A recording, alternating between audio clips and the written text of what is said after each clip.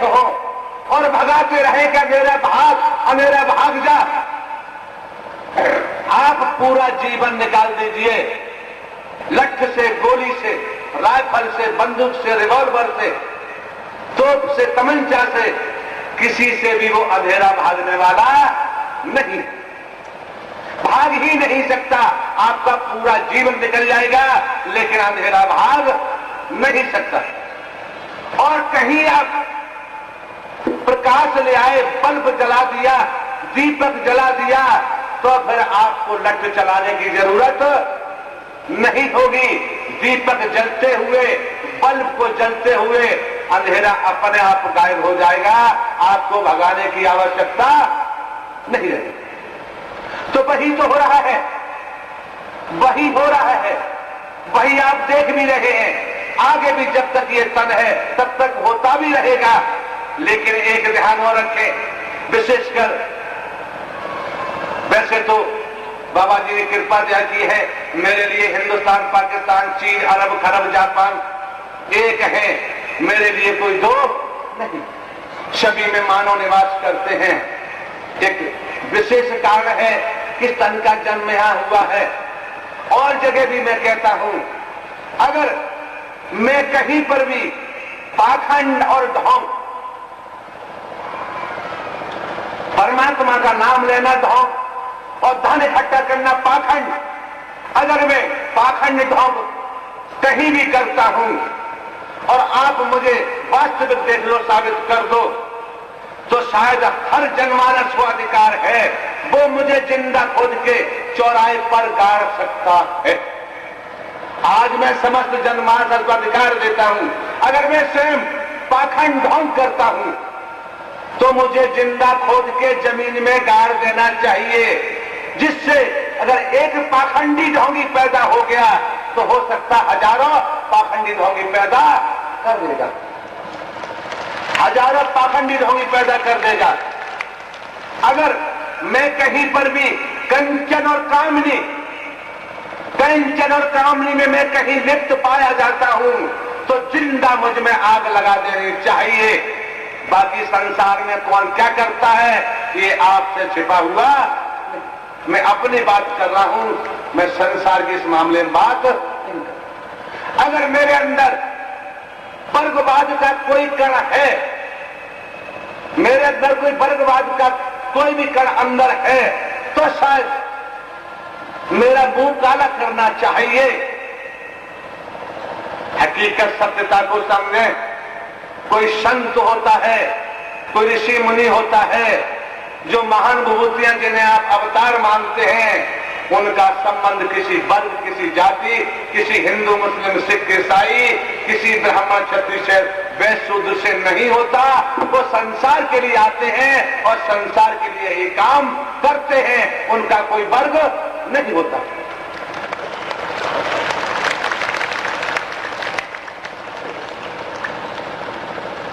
शासंगत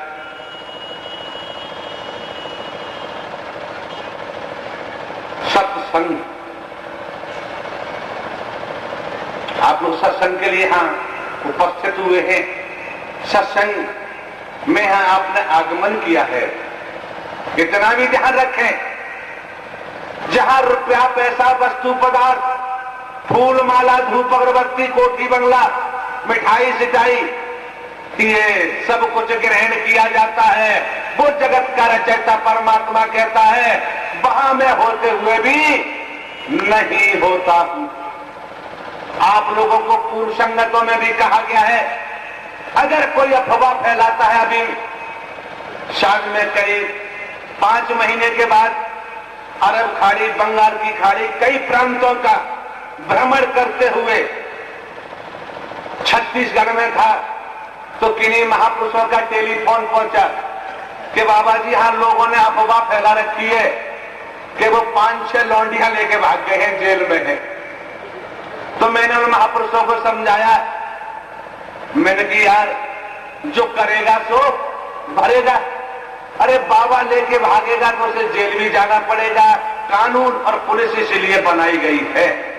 लेकिन जिन बाबा की तुम बात करते हो और जिन बाबा की यहां बात की जाती है, वो बाबा हाड़मास नहीं, वो बाबा जगत के रचयिता हैं, उनका अंश सबके अंदर है, एक नहीं अनेक भी अगर बाबा से ध्यान लगा के सेवा सुमरन सत्संग करते हुए फिर बाबा के साथ भाग जाएंगे तो प्रहलाद बन सकते हैं, मीरा बन सकते हैं, पार्वती बन सकते हैं, सीता बन सकते हैं, राम बन सकते हैं, श्री कृष्ण बन सकते हैं, राधे बन सकते हैं, मनसुखा बन सकते हैं, गोपिकाएं बन सकते हैं। लेकिन संसार वाले बाबाओं के साथ भागोगे तो पुलिस विभाग मौजूद है, कानून का शिकंजा भी पुलिस विभाग के पास है। लेकिन जगत के रचयिता के साथ तुम्हारा ये शरीर नहीं भागेगा, जगत के रचयिता के साथ तुम्हारा आत्मा भागेगा, शरीर नहीं भागेगा। अभी आप देख रहे थे, आपकी बहन बेटियां, आपकी माताएं ही होंगी जो उनको रोका जा रहा था।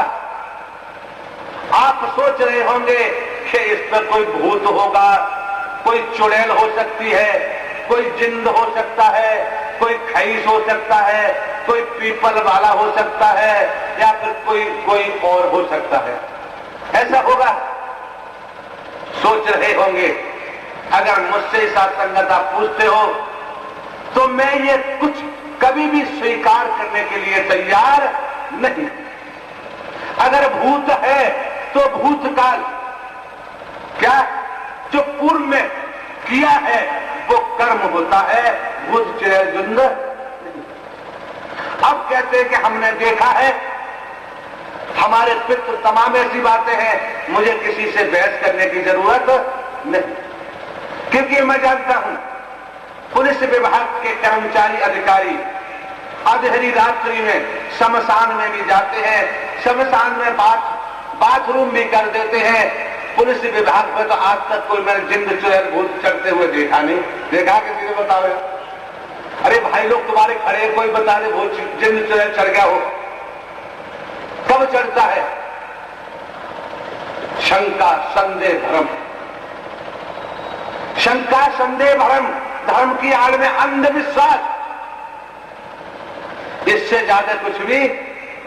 अरे जब आपने सत्य प्रभु परमात्मा का ध्यान, सत्य प्रभु परमात्मा का नाम और सदकर्म करना शुरू कर दिया तो बाबूजी आपका पूर्व का जो भूत है वो भी अपना आप गायब हो जाता है। कैसे गायब हो जाता है? कि जिस तरीका से लोहा लोहे को काटता है, जिस तरीका से लोहा लोहे को काटता है, उसी तरीका से सदकर्म दुष्कर्मों को काटते हैं। अगर आपने कहीं मन वचन कर्म से सेवा सुमरन सत्संग अपनाया और अपनाते ही रहे तो आपके पास भूत प्रेत जिन्न चुड़ैल आने वाले अपने आप वो नष्ट हो जाएंगे, फिर वो टिकने वाले क्यों हैं ही नहीं, आएंगे कहां से? आज जो आप वर्तमान में देख रहे हैं, आज जो आप वर्तमान में देख रहे हैं, और मैंने भी पुलिस विभाग में नौकरी की है, नीचे से लेकर ऊपर तक देखा है, इंटेलिजेंस में सर्विस की है, बेईमानी नहीं की, धन नहीं कमाया, बैंक में भी न था, और जो तनख्वाह मिलती थी आप महापुरुषों को ही खिलाई जाती थी। मालूम कराई यहां पर बादल नगर में जमीन भी परमात्मा ने पहले से दे रखी है, कोई कमी नहीं। तो होता क्या था? होता यही था कि परमपिता परमेश्वर बाबा नायकदाता विष्णु भगवान की कृपा से आप ही की सबकी सेवा करने का मुझे मौका मिलता था, मुझे वक्त मिलता था। इतनी अपार कृपा जगत के रचयिता बाबा नायकदाता विष्णु भगवान ने की भी थी। लेकिन हम मौत से डरते हैं, बड़ा ध्यान से श्रवण करें, मौत से डरते हैं। वो क्यों डरते हैं? आयकर अधिकारी से वही डरेगा जिसके बही खाते में गड़बड़ होगा। आयकर अधिकारी से वही डरेगा जिसके बही खाते में गड़बड़ होगा, और मौत से वही डरेगा जिसके जीवन खाते में गड़बड़ होगा। और जिसके जीवन खाते में गड़बड़ नहीं, वो कभी मौत से डरने वाला नहीं, कि वो जानता है, वो समझता है ईश्वर अंश जीव अविनाशी। वो जानता है जो इसमें बैठा हुआ है वो ईश्वर का अंश है, परमात्मा का अंश है, लेकिन उसे दिखाई कुछ क्यों नहीं देता, ये भी समझना बहुत जरूरी है। आपने देखा होगा सर्प बहुत तेजी से भागता है और मौका लगा किसी ने उसको दबाया तो अपना काम भी कर देता है। उसी सर्प के ऊपर एक कैचरी चढ़ जाती है, एक परत चढ़ जाती है, जिसे हम आप शायद यहां की भाषा में कैचरी बोलते हैं। वो परत जब चढ़ जाती है सर्प के ऊपर, वो सफेद रंग की होती है, चाहे भले ही वो काला सर्प हो, लेकिन उसके ऊपर जो परत चढ़ती है वो सफेद रंग की होती है, व्हाइट रंग की होती है। उसके चढ़ जाने के बाद सर्प को कुछ दिखाई नहीं देता, चल सकता नहीं, भाग सकता नहीं और दिखाई भी कुछ नहीं देता। साथ संगत में निवेदन कर सकता हूं, किस लिए? शास्त्रों की वाणी बताती है आज हमारे ऊपर काम की, क्रोध की, लोभ की, मोह की, अहंकार की और वर्गवाद की जो कैचरी चढ़ चुकी है, इसलिए हमें वो सत्य दिखाई नहीं देता। और जिस दिन सेवा सुमरन सत्संग करते करते, इन संतों की संगत करते करते जब ये कैचरी हटना शुरू हो जाएगी, आप आत्मिक बोध में आएंगे, आत्मिक मर्म में आएंगे, उसी दिन क्या होगा कि आप अपने को देखेंगे कि मैं एक आत्मा हूं। फिर आप क्या देखेंगे? ये देवियां हैं, ये देवता हैं। फिर क्या देखेंगे? उस पार ब्रह्म परम पिता परमेश्वर का भी रूप और स्वरूप आपको दिखाई देगा। न देखने, न दिखाई देने का सवाल ही पैदा क्यों पैदा नहीं होता? संसार में कोई भी स्त्री पुरुष अपना चेहरा स्वयं नहीं देख सकता। कोई भाई बहन या कोई जनमानस बताने की चेष्टा भी करता है कि आपके चेहरे पर धब्बे हैं, आपका चेहरा बड़ा सुंदर लगता है, वो मानने के लिए तैयार नहीं होगा। अपना चेहरा देखने के लिए हमको आपको दर्पण सामने लाना पड़ता है। जब सामने दर्पण लाते हैं तभी आपको अपना चेहरा दिखाई देता है, इससे पहले चेहरा दिखाई नहीं देता है।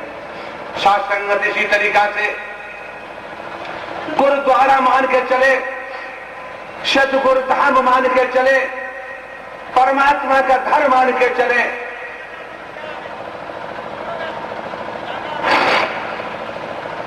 यहां पर जब हमको ये ज्ञान रूपी, पूर्व में आपने सुना ज्ञान सबके पास है, जो ज्ञान रूपी जब आपको दर्पण मिलेगा और दर्पण मिलने के बाद जब आप अपने को देखेंगे तब देखेंगे मैं एक आत्मा हूं। और इसी ज्ञान के द्वारा फिर ये आपकी बहन बेटियां भी आपको देवी दिखाई देना शुरू हो जाएंगे, फिर ये भाई लोग भी आपको देवता दिखाई देना शुरू हो जाएंगे, फिर कौमी टकराव बंद हो सकता है, फिर मजहबी टकराव भी बंद हो सकता है। उसका कारण, उसकी वजह यही है कि हम अपने मानव स्वरूप को, आत्मिक मर्म को जानने के बाद ही मानव स्वरूप को समझ सकते हैं। जब तक हम आत्मिक स्वरूप को नहीं समझ पाएंगे तब तक मानव स्वरूप को नहीं समझ सकते। मानव बने, मानव मानव की पहचान बने, मानवता वाला कर्म करें, मानव मानव से प्रेम करें। साथ संगत यही सीख, यही समझ हमें रामायण से भी मिलती है, गीता भागवत से भी मिलती है, यही समझ कुरान शरीफ से भी मिलती है, यही समझ गुरु ग्रंथ साहब से भी मिलती है, यही समझ बाइबल से भी मिलती है। इस समझ को हम नकार जाते हैं, वास्तव में ग्रहण नहीं कर पाते। और एक 5 वर्ष का बच्चा है, उसके जुबान से भी अगर कोई अद्भुत शब्द आता है तो साथ संगत उसे ग्रहण करने में कोई बुराई नहीं। उसे ग्रहण करना चाहिए, समझना चाहिए कि ये बच्चा के अलावा इसकी जुबान पर बैठने वाला परमात्मा ही हो सकता है, दूसरा नहीं। लेकिन आप ये भी देखते हैं, रामायण को हम कितनी बार पढ़ते हैं, अध्ययन करते हैं, पठन पाठन करते हैं, और एक बार पठन पाठन में पता नहीं उस त्रेता के रावण को हम कितनी बार पठन पाठन करने में ही मार देते हैं।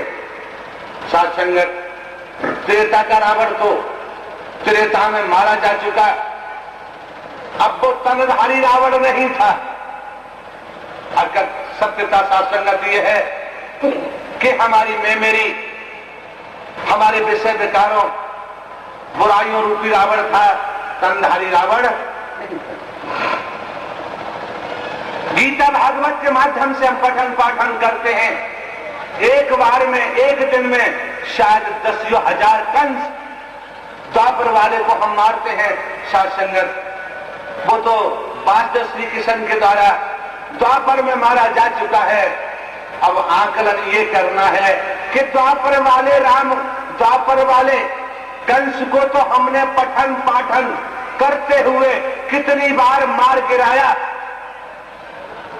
त्रेता वाले रावण को हमने पठन पाठन करते हुए कितनी बार मार गिराया। साथ संगत बात वो नहीं, बात ये है कि हमने जो हमारे अंदर मेरी हिंदू मुस्लिम सिख ईसाई ब्राह्मण क्षत्रिय वैश्य शूद्र का जो रावण हमने बसा रखा है, इसको हमने अब तक मारा है अथवा नहीं। अगर इसको हमने नहीं मारा तो साथ संगत रामायण तो हमारा साथ दे रही है, गीता भागवत हमारा साथ दे रही है, लेकिन साथ संगत हम धर्मशास्त्रों का अनुसरण नहीं कर पा रहे। जब हम धर्मशास्त्रों का अनुसरण नहीं कर पा रहे तो जैसी करनी वैसी भरनी, यही जगत का सार है, और झूठे की नैया डूबती सत्य का बेड़ा। लेकिन जो आपने मंदिर गए, मस्जिद गए, गुरुद्वारे गए, शिवालय गए, शास्त्रों का आपने पठन पाठन किया, उसका फायदा तो परमात्मा दे रहे हैं। कैसे?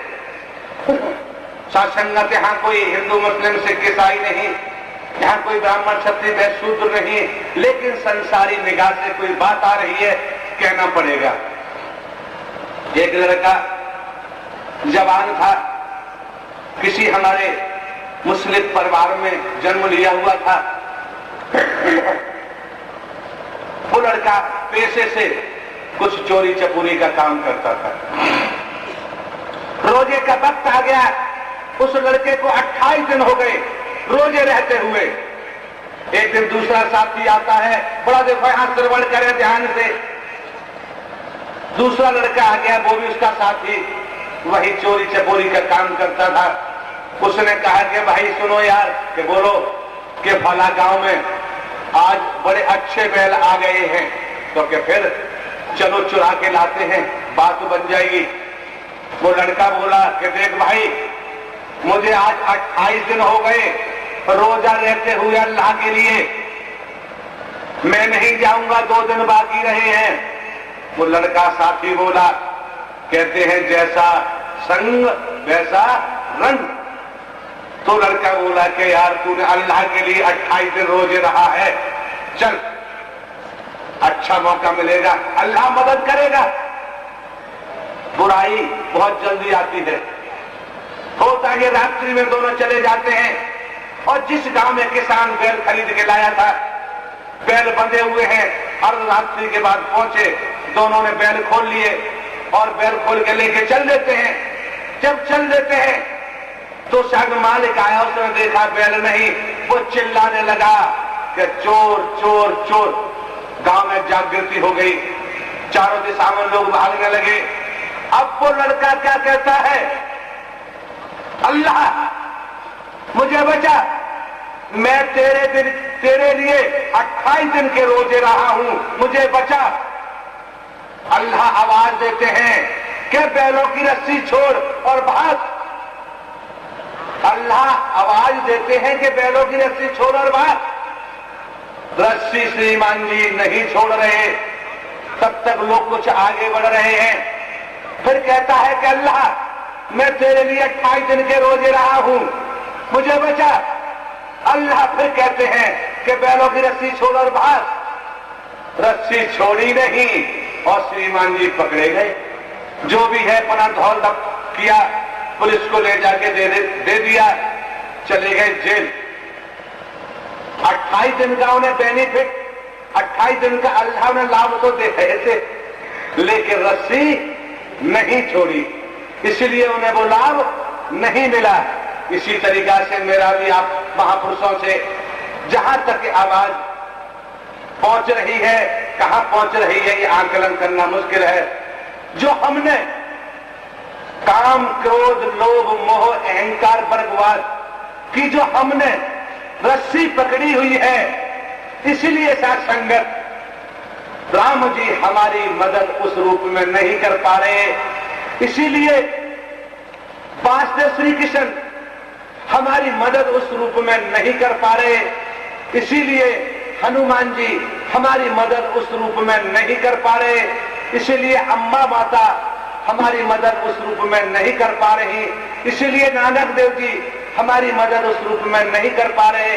इसलिए गौतम बुद्ध हमारी मदद उस रूप में नहीं कर पा रहे, क्योंकि जो रस्सी हमने पकड़ रखी है काम, क्रोध, लोभ, मोह, अहंकार की, वो छूटती नहीं तो पूरी मदद होती दिखाई नहीं देती। रस्सी छोड़नी पड़ेगी। जब तक हम रस्सी नहीं छोड़ेंगे ये, तब तक ये हमारा मानवी चोला, ये नर चोला सार्थक नहीं हो सकता।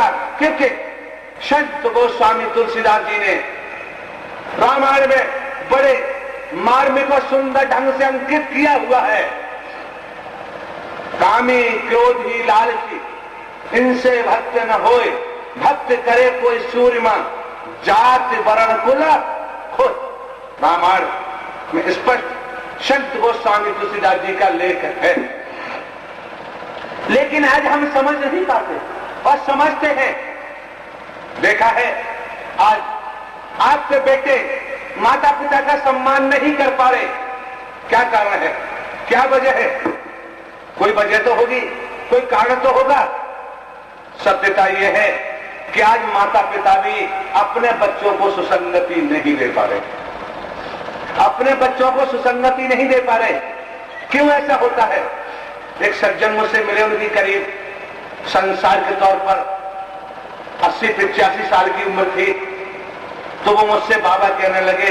मैंने हाथ जोड़े, मैंने कहा बाबूजी क्या कह रहे हो? मैं तो शायद आपकी जो बड़ी संतानें होंगी उनसे भी उम्र में छोटा हूं। चर्चा चलती रही।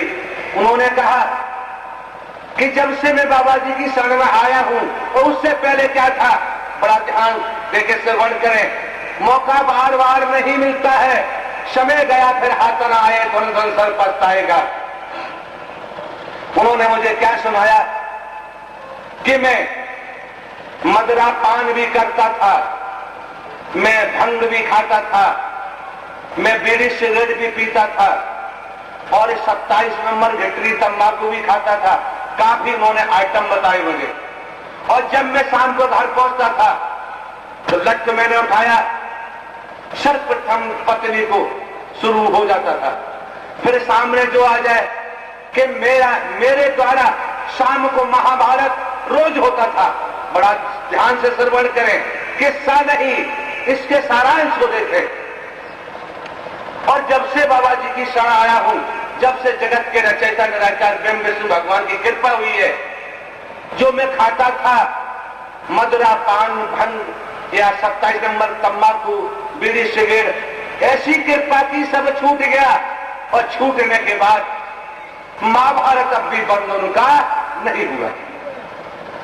मेरी भी अपनी स्वयं की खोपड़ी घूमने लगी, भाई ये बाबा कह क्या रहे हैं? तो उन्होंने बताया कि जो महाभारत शाम को होता था, अब वो महाभारत सुबह को होता है। समय में चेंजिंग आ गई, समय में परिवर्तन आ गया। कैसे कि मैं और मेरा बेटा सर्विस करता है, दोनों ही कमरे में बैठ जाते हैं। मेरे हाथ में भी एक कप का, एक चाय का कप होता है और बेटे के हाथ में भी चाय का कप होता है, दोनों चुस्कियां लेते हैं। मैं कहता हूं अपने बेटे से, क्या बेटा देख मेरी पत्नी जीतेगी, और बेटा कहता है नहीं पापा मेरी पत्नी जीतेगी। मतलब कहने का यह है, शाम का महाभारत खत्म हुआ और सुबह का महाभारत सास और बहू में शुरू हो गया। अब हमने पूछा भाई पूरी बात बताओ, हमारी समझ तो नहीं आ रहा। तो उन्होंने क्या कहा कि शाम को जो भोजन करते हैं और बर्तन मलते नहीं, बर्तन साफ नहीं करते, बर्तन रख देते हैं और वह बर्तन सुबह को साफ किए जाते हैं, तो सास तो खींचती है अपनी तरफ कि बहू नहीं मैं बर्तन साफ करूंगी, और बहू कहती है अम्मा माताजी आप नहीं मैं साफ करूंगी। अंत में जीत तो बहू की होती है, जीत बहू की।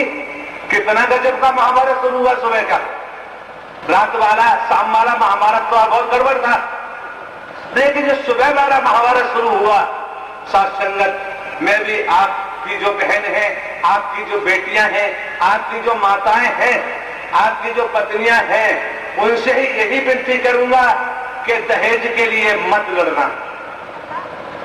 ये भी सोचो कि आप भी किसी दिन बहू थी, दहेज के लिए मत लड़ना। बहू का फर्ज बनता है कि सास को भी मां माने, और सास का भी फर्ज बनता है कि बहू को बेटी माने। परिवार स्वर्ग बन जाएगा, आपका जीवन आनंद से भरपूर हो जाएगा। और दहेज के चक्कर में नाटकखोरी करते हैं तो पुलिस विभाग मौजूद है, जो अपराध बनता है उसे भेजने में फिर देर भी जेल नहीं लगती है। तो सत्संग सत्य का अगर हमें मिल जाता है, जीवन परिवार में जीवन की कला हमको मिलती है, अगर हमें सत्य का सत्संग मिल जाता है, मानवता वाले धर्म को धारण कर लेते हैं, तो सत्संगत समाज में भी जीने की कला मिल जाती है, नौकरी में करने की भी कला मिल जाती है। ऐसा कोई काम नहीं है सत्संगत जो हम कलाओं के साथ नहीं कर पाते हैं। कभी कभी भ्रांति पैदा हो जाती है। यहां भी ध्यान रखें, एक बल्ब होता है 60 वाट का, 40 वाट का, 100 वाट का, और ऊपर चढ़ते जाते हैं। साधारण व्यक्ति बड़ा इस ध्यान से श्रवण करें, बार बार मौका नहीं आता, क्योंकि अभी आपने सुना कि शब्द ही सार है, बाकी सब बेकार है। तो बल्ब 40, 60, 100 और ऊपर बढ़ते जाते हैं, वाट के होते हैं। इसी तरह से साधारण व्यक्ति, साधारण स्त्री पुरुष दो कलाओं से निर्मित है। वो दो कलाओं से निर्मित है। किसी कारणवश, किसी वजह से अगर उनके पास इससे अधिक धन आ गया, पद आ गया या ऊर्जा मिली, तो सत्संग निश्चित है उनकी बुद्धि, जिसे मानसिक कहते हैं, मानसिक डिसबैलेंस, जिसे पागलपन भी कहते हैं, उनको होगा, बचेगा। शन, रूप, रंग, आवरण, तिलक, छापा, कंठी माला नहीं, शन 3 कलाओं से निर्मित है। 3 कलाओं से अगर अधिक ऊर्जा आ जाती है, 3 कलाओं से अगर अधिक ऊर्जा आ जाती है, किसी भी रूप में, उसकी भी मानसिकता गड़बड़ाएगी, बचेगी नहीं। ऋषि मुनि 4 कलाओं से निर्मित है। अगर 4 कलाओं से ज्यादा ऊर्जा आ जाती है, तन की, मन की, धन की या साधना की, उनकी भी मानसिकता गड़बड़ाएगी, बचेगी नहीं। अब बात आती है अवतार वाली बात आती है। ये जगत के रचयिता, निराकार, दाता विष्णु भगवान का खेल है। कहते हैं श्री कृष्ण 16 कलाओं से, राम जी 11, जो भी धर्मशास्त्र पुष्ट करते हैं, कहीं आंशिक रूप में आते हैं। तो जब ये स्थिति हम आप सुनते आए हैं, धर्मशास्त्र बताते नहीं है, तो आज आपने भरपूर तरीका से सुन लिया। एक सीता जी का अपहरण हुआ तो एक राम को पैदा किया, एक सीता का अपहरण हुआ तो एक राम को पैदा किया। धर्मशास्त्र पुष्ट करते हैं।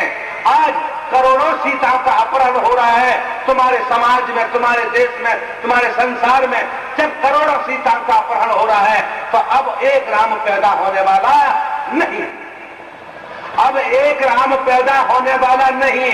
वही निराकार ब्रह्म को और पूर्ण सत्ता में इस धराधाम पर आ चुके हैं या आना ही है, अब बचने वाला नहीं। अब यह होगा कैसे?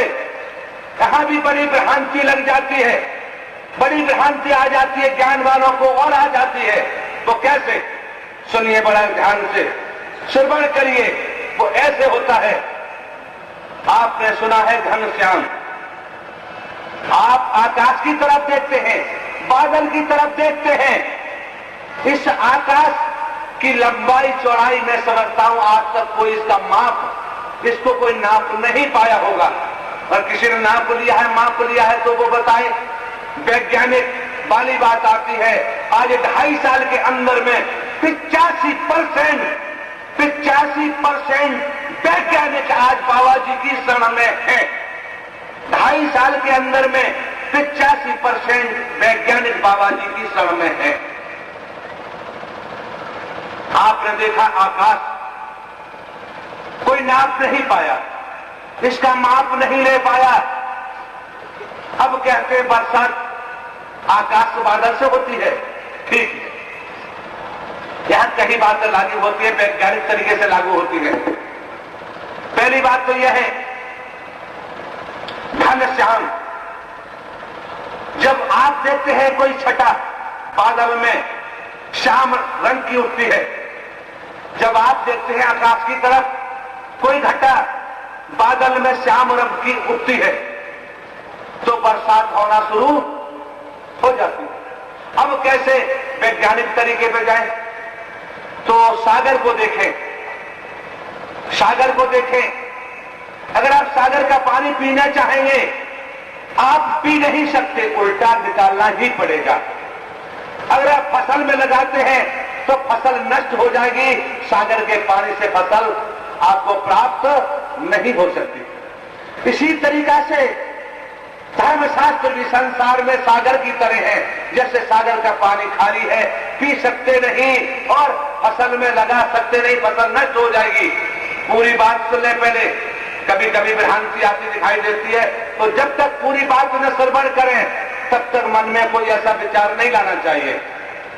तो जब सागर का पानी खाली है, पिया और आपने बाहर निकाल दिया, प्यास बुझा सकते नहीं।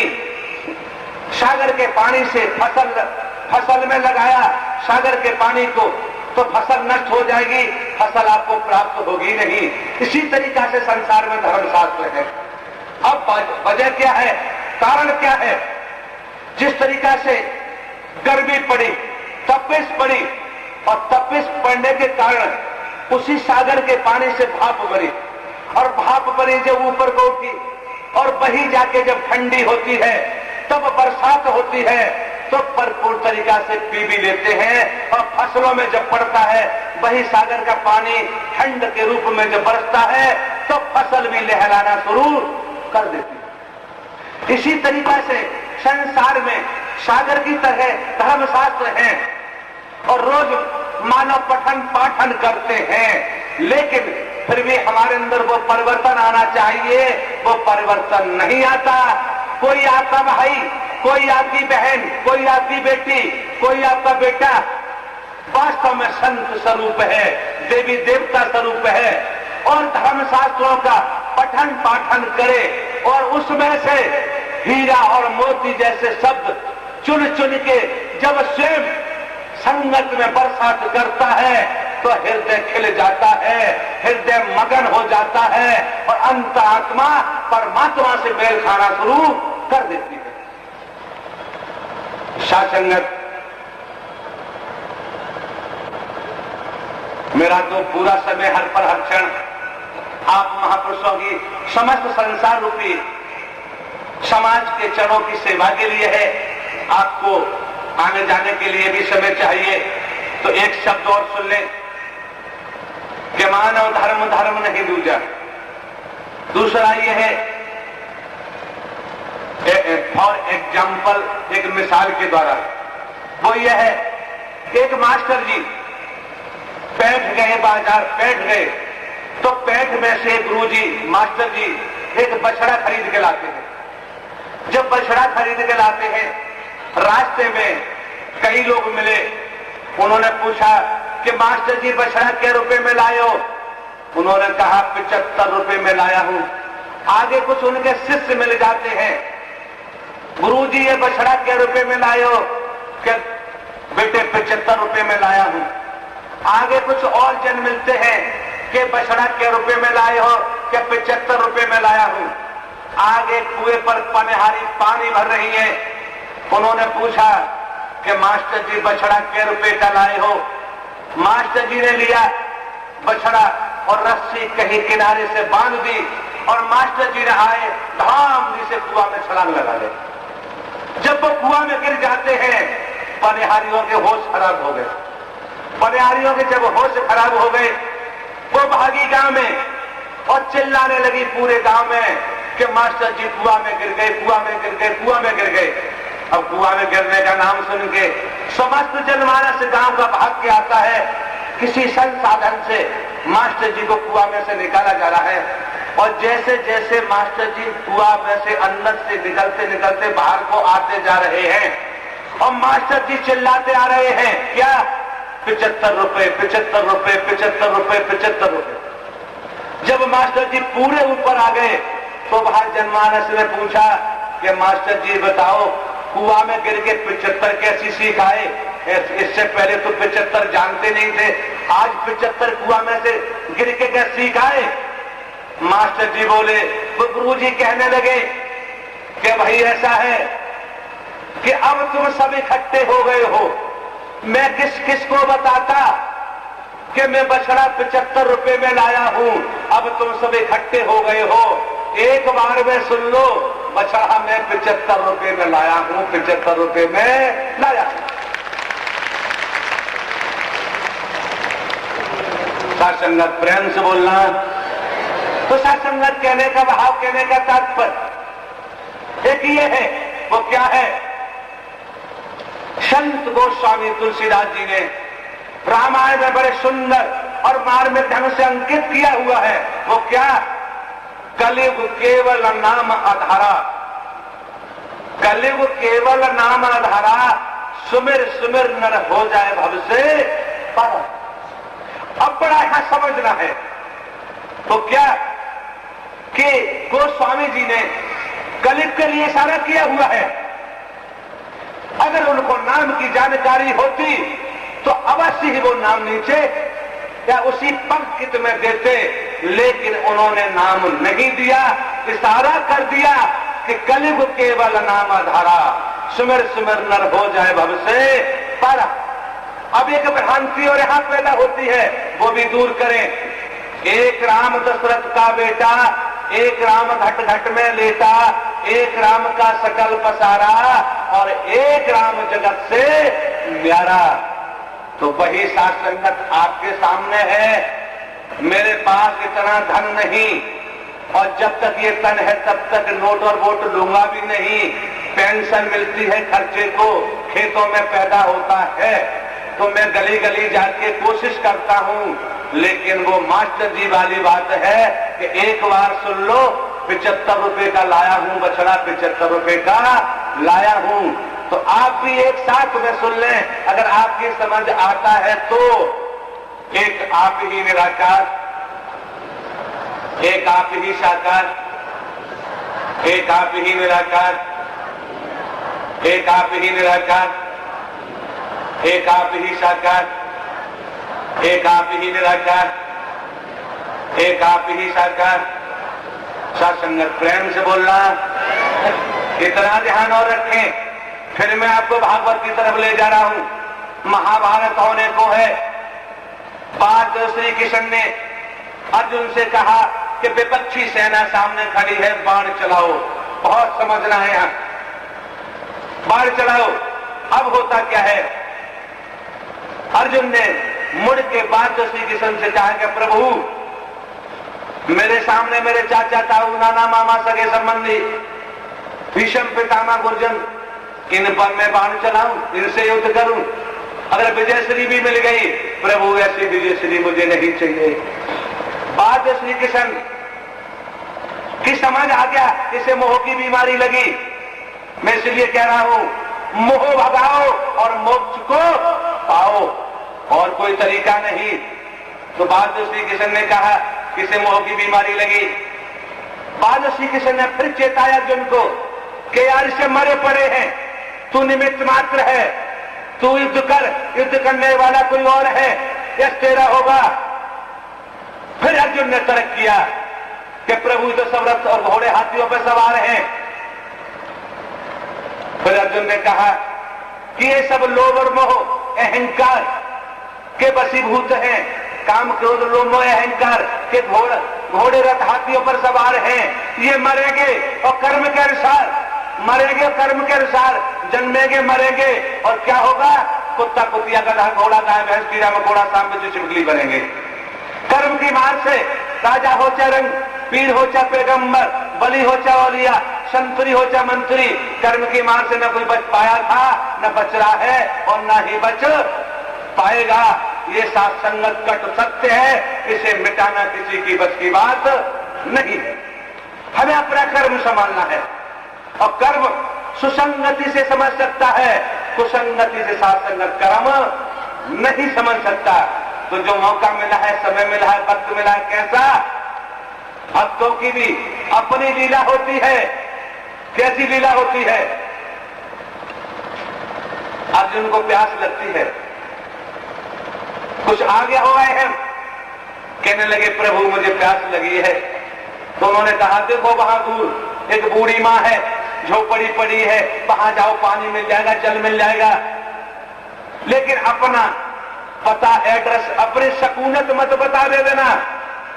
अर्जुन जाते हैं, पहुंचते हैं बूढ़ी माँ की झोपड़ी में, तो कपिल माँ सर भी हिला है, लेकिन झोपड़ी में दो नंगी तलवार टंगी हुई देखते हैं अर्जुन। अर्जुन ने पूछा, ये तो कपिल माँ है, सर भी हिल रहा है, हाथ भी हिल रहे हैं, लेकिन दो नंगी तलवार, पानी पीना भूल गए।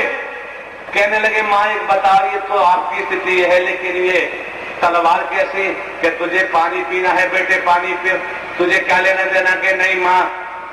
तो उन्होंने कहा देख नहीं मानता है तो ये पहली तलवार अर्जुन के लिए टंगी है। अर्जुन सामने खड़ा है, बोला कि माँ अर्जुन का क्या दोष है? कि दोस्त कि जहां ब्रह्म को बैठना चाहिए, जहां ब्रह्म को बैठना चाहिए वहां जीव बैठा है, और जहां जीव को बैठना चाहिए वहां ब्रह्म बैठा है। जहां श्री कृष्ण साकार ब्रह्म को बैठना चाहिए वहां जीव बैठा है, और जहां जीव को बैठना चाहिए वहां मेरे प्रभु को बैठा दिया है। भक्त तो दोनों है, लेकिन भावना देखिए। फिर कहा कि मां दूसरी तलवार क्यों टंगी है? कहने लगी कि दूसरी कि वो द्रौपदी की मिल गई, पहले उसके केस काटूंगी, फिर थोड़ा थोड़ा कि मां उसका क्या दोष है? कि दोष पूछता है, उल्टे सीधे कर्म खुद करती है और मेरे प्रभु को नंगे पैर भगाती है। सात संगत भक्त का भाव देखिए। तो सात संगत यहां समझना बहुत जरूरी है। एक कतरा आपके धर्मशास्त्र पुष्ट करते हैं। रावण के पास चला गया, एक लक पुत्र सवालक नाती, रावण के घर दिया न पाती। रावण का इतना भारी कुनमा था, रहा नहीं कोई रोने वाला। सात संगत बहुत समझना जरूरी है, समझना बहुत जरूरी है, और समझ के चले तभी बात बनेगी, इससे पहले बात नहीं बनेगी। क्योंकि 2 दिन का मेला है, उड़ जाएगा हंस अकेला है, अभी बुलावा आ जाए सब कुछ ही पड़ा रह जाएगा। सात संगत कुछ भी साथ नहीं जाता है। तो 2 दिन का मेला है, उड़ जाएगा हंस अकेला है, पड़ा रहेगा माल खजाना, छोड़ क्रिया सुत जाना है, और कर ले बंदे प्रीत प्रभु से, नहीं तो फिर पछताना है। सात संगत जो मौका मिला है, समय मिला है, वक्त मिला है, मुझे दक्षिण भारत जाने का मौका मिलता है, और भी प्रांतों में जाने का मौका मिलता है। किसी दिन मालिक की कृपा थी, उन्हीं गुरुजनों के सामने जाने का मौका मिला। उन्होंने कहा सर नीचा करो, तो सर नीचा करने का मौका मिला। जिसने भी पाया है झुक के पाया है, सतर होकर कभी किसी ने कुछ भी प्राप्त नहीं किया। साथ संगत, आज देखते हैं दक्षिण भारत में मुझे जाने का मौका मिलता है, चाहे वो IPS क्यों न हो, चाहे IAS क्यों न हो, चाहे PCS हो, चाहे बाबू क्लर्क क्यों न हो, जो प्राइमरी में टीचर्स हैं उनको भी वो अधिकारीगण आज भी गुरुजी कहते हैं, आज भी गुरुजी कहते हैं, सम्मानजनक शब्द का संबोधन करते हैं। लेकिन आज वहां जो स्टूडेंट हैं, जो बच्चे हैं, वो अपने गुरुओं का अपमान नहीं करते। मैं उन स्कूलों की बात करता हूं, मैं उस डिग्री कॉलेज की बात करता हूं। साथ संगत, मेरे कहने का भाव इतना है कि हमें गुरु के कर्म नहीं देखना चाहिए। गुरु जी करेंगे वो भोगेंगे, क्योंकि बाप का साथी बेटा नहीं, बेटा का साथी बाप नहीं, गुरु का साथी चेला नहीं और चेला का साथी गुरु नहीं। जो जैसा करता है उसे वैसा भोगना पड़ता है। कर्म से ही राजा बन जाते हैं, कर्म से ही रंक बन जाते हैं, कर्म से ही कुत्ता कुतिया गधा घोड़ा गाय भैंस कीड़ा मकोड़ा सांप बिच्छू छिपकली योनियों में जाते हैं, इसमें कोई संदेह नहीं रह जाता है। मैंने भी देखा है, आपके भाई, आपके चाचा, आपके पिता तुल्य पुलिस वर्दी पहने खड़े, उनसे पूछिए, मैंने लोगों में कीड़े पड़ते देखे। अरे लाश में तो कीड़े पड़ते ही हैं, लेकिन मैंने लोगों में जिंदा जीवित पर कीड़े पड़ते देखे हैं। शासन, अगर आप अपने को बचाना है तो मानवता वाला धर्म धारण कर, मानवता, भाईचारा, अनेकता में एकता, मानव मानव को प्रेम करना साथ संगति है में अपनाना पड़ेगा। जब अपनाना पड़ेगा साथ संगत, आपका परिवार स्वर्ग बन सकता है, आपका गांव स्वर्ग बन सकता है, आपकी तहसील स्वर्ग बन सकती है, आपका जिला स्वर्ग बन सकता है, आपका मंडल स्वर्ग बन सकता है, आपका जोन स्वर्ग बन सकता है, आपका प्रांत स्वर्ग बन सकता है, धीरे धीरे आपका देश स्वर्ग बन सकता है, धीरे धीरे विश्व स्वर्ग बन सकता है। क्योंकि ना कोई बैरी ना ही बेगाना, संसार में फिर आपको कोई दुश्मन और पराया दिखाई नहीं देगा। तो संगत, समय भी व्यतीत होता जा रहा है, मेरा तो कर्म है, मुझे तो सेवा करनी है। अगर इसी तरीके से आप दिन 2 दिन 4 दिन बैठे रहे, ये सेवक आपके चरणों की सेवा करने के लिए तत्पर है, कर रहा है, करता भी रहेगा। लेकिन संसार के तौर पर आपको खेती का भी काम देखना है, आपको व्यापार का भी काम देखना है। हमारे जो इस सर्विस में भाई हैं उनको सर्विस भी देखनी है, अपना पद भी देखना है। लेकिन इतना ध्यान रखें, आप देख रहे हैं वर्दी पहने आपके अधिकारी कर्मचारी खड़े हैं, लेकिन ये माने न माने अवश्य इनको यहां आना पड़ा। लेकिन ये बड़े सौभाग्यशाली हैं, बड़े किस्मत वाले हैं, बड़े सौभाग्यशाली हैं, बड़े किस्मत वाले हैं। क्योंकि यहां ड्यूटी क्या, यहां पर वर्ष वर्ष के साथ अगर कोई वचन श्रवण किया और कर्म में ढाल लिया तो वर्दी पहन के भी देवता क्या ऋषि मुनि बन सकते हैं, इसमें भी कोई संदेह दिखाई नहीं देते। यहां पर भी जो देखते हैं आपका जनमानस, वो तो आपको वर्दी में दिखाई देते हैं। यहां पर जब आप देखेंगे तो मैं समझता हूं IPS भी मौजूद हैं, यहाँ IAS भी मौजूद हैं, यहाँ आपके PCS पुलिस के अधिकारी, प्रशासन, हर विभाग के अधिकारी कर्मचारी यहाँ मौजूद हैं। लेकिन वर्दी भले तुम्हें दिखाई नहीं देती, वो दिखावा दिखाने नहीं आए हैं, वो मात्र इस संतों की, इन महात्मा महापुरुषों की, इन देवी इन देवताओं की चरण धूली लेने आए हैं और अपना सौभाग्य बनाने आए हैं। तो साथ संगत, इन्हीं शब्दों के साथ मैं आपसे फिलहाल इजाजत दूंगा, क्योंकि 1-8 वर्ष के बाद आपके जिले में मुझे आने का सौभाग्य प्राप्त होता है। कभी आता भी हूँ 4-6 महीने के बाद, तो शायद एक नाइट, एक रात्रि आश्रम पर टिका, फिर मुझे बाहर भागना होता है। दूसरी बात यह है कि ये सब पिता परमेश्वर बाबा नायकर विष्णु भगवान की कृपा दया है, उन्होंने कृपा दया की है। साथ संगत, प्रेम से बोलना। जब आप खड़े हो ही गए हैं खड़े हो ही गए हैं, अच्छी बात, और खड़ा होना भी चाहिए। साथ संगत प्रेम से बोलना। नजरें न होती, नजरें न होती तो नजारा न होता, नजरें न होती तो नजारा न होता, और आप न होते तो मेरा गुजारा न होता। साथ संगत प्रेम से बोलना।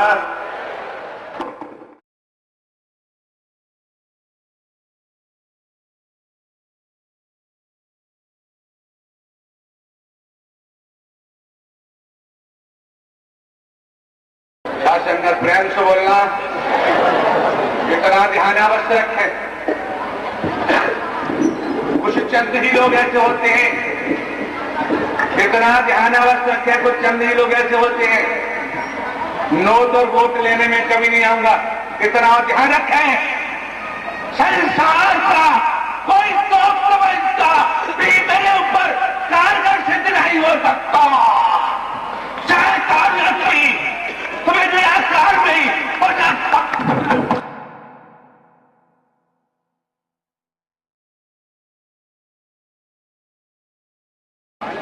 साशंगत प्रेम से बोलना। इतना ध्यान रखें,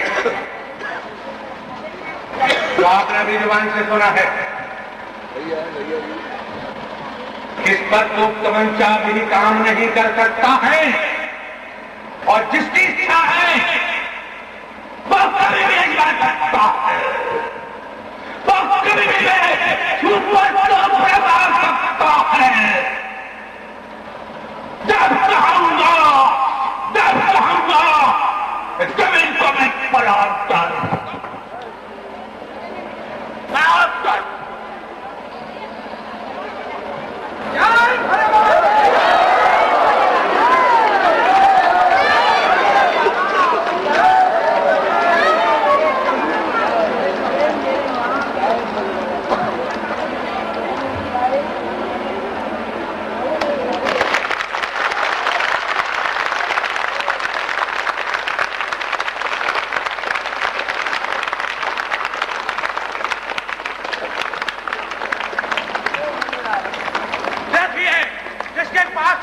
देखिए क्या क्या घूम रहा है, देखिए